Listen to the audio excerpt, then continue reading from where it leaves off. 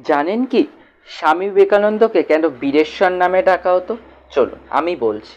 1863 সালে কলকাতার শিমুলিয়া অঞ্চলে নরেন্দ্রনাথ দত্ত অর্থাৎ স্বামী বিবেকানন্দ জন্মগ্রহণ করেছিলেন।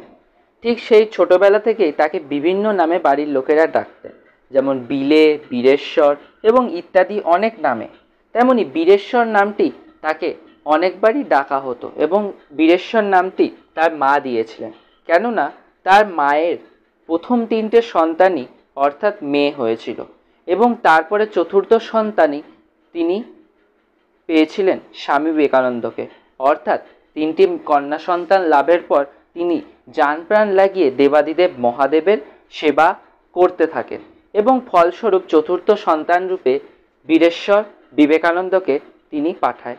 তাই তার শিবের নাম অনুসারে তার নাম রাখা হয় বীরেশ্বর।